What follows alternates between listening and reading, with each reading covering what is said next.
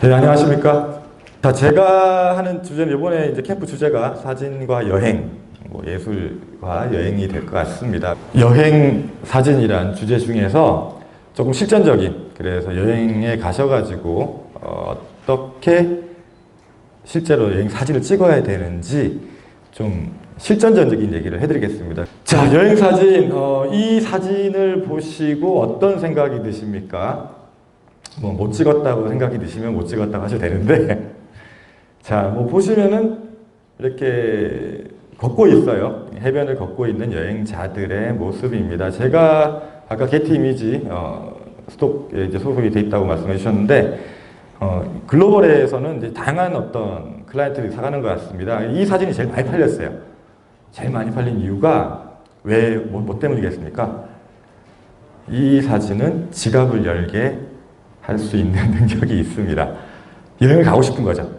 여행심이 샘솟습니다. 그래서 잘 찍은 사진의 정의는 어떤 면에서 또 명확한 것 같아요. 잘 찍은 여행 사진은 여행을 가고 싶게끔 만들어주면 되고, 잘 찍은 음식 사진은 먹고 싶게끔 해주면 되고, 잘 찍은 또 여자 사진은 연애하고 싶네, 그런 생각이 들게. 근데 아마 그런 측면에서 이 여행 사진으로서는 아직 그 동경심, 떠나고 싶은 마음, 그래서 참 많이 팔렸어요. 그래서 더 신기한 거는 진취적이다 보니까 중국에 가니까 한 서점에서 자기계발서 이런 데 표지로도 이 사진이 쓰였더라고요. 참 재밌었습니다.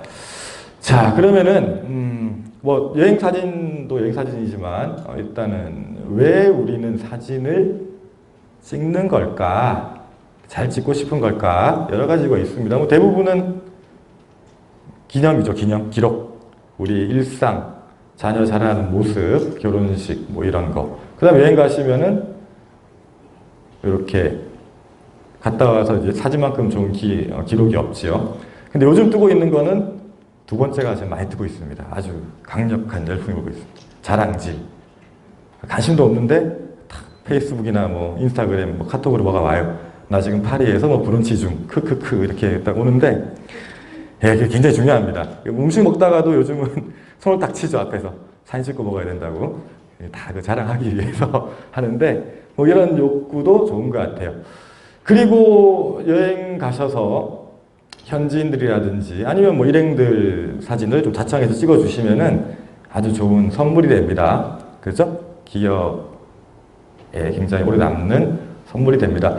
이 세 가지는 아주 일반적으로 우리가 사진을 찍을 때 누구나 할 수 있는 그런 기존부터 있었던 어떤 그런 목적이었고, 요즘 저도 아까 진 선생님께서 파워블로그 출신을 말씀드렸는데, 이제 이 사진이라는 게 단순히 감상을 떠나서 정보를 주는 영역으로 넘어가고 있어요.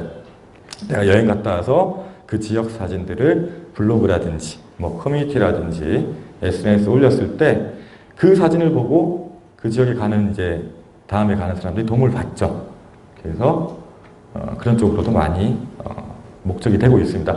결국에 그것 때문에 요즘은 새롭게 좀 이렇게 수익 창출이 되는 경우도 있는 것 같아요. 예전에는 아주 미학적인 멋진 사진이라든지 아니면은 이렇게 전시를 할 만한 그런 풍경 사진들 위주로 사진이 팔렸다면은 요즘은 정보성이 있는 사진들도 수요가 생겼습니다. 그래서 제일 중요한 게 여기도 그렇게 작가가 계실 거고 또 작가의 꿈을 갖고 계신 분도 계실 텐데, 이게 되게 중요합니다.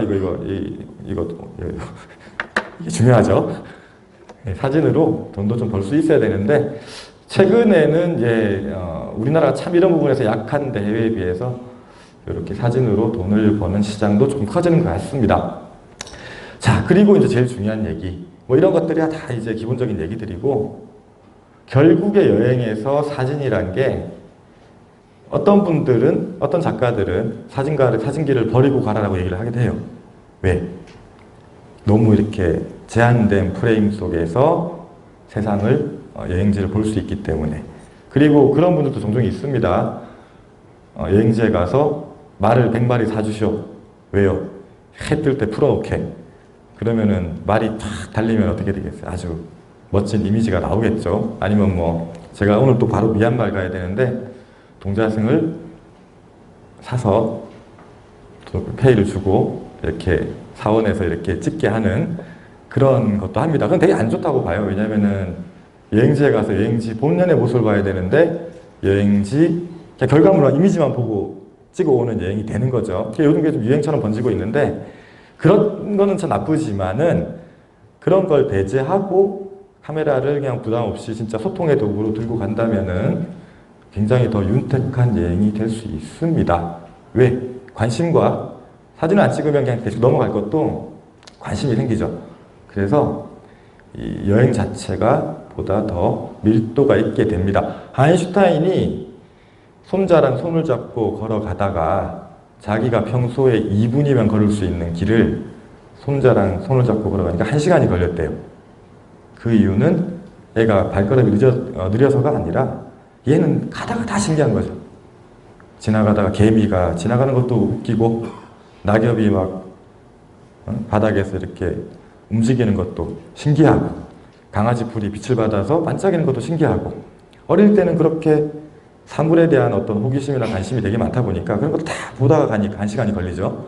근데 어른이 되면 그런 부분이 없어집니다. 근데 카메라를 들고 여행을 가시면 그런 어릴 때의 호기심이라든지 관찰력이 생기게 돼요. 그래서 여행지에서 보다 더 밀도 있는 그런 대상에 대한 관찰과 이해가 가능해지십니다. 자, 그리고 저는 여행을 가서 사진을 찍으면서 참 많이 배웁니다. 뭘 많이 배우냐? 특히 어르신들한테 많이 배워요. 관용.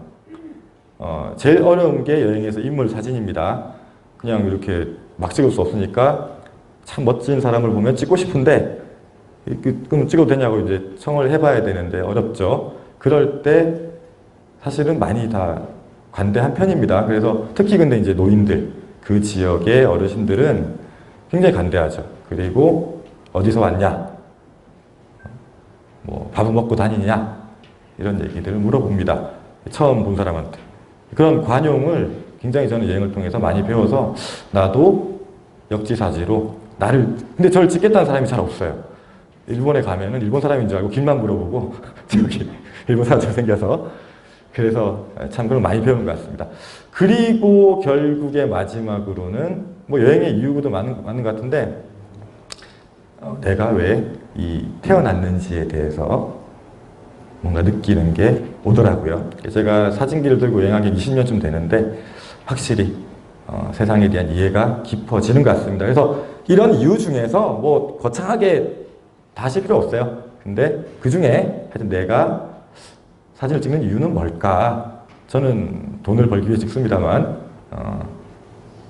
뭔가 좀 자기만의 이유를 한번 발견해 보십시오.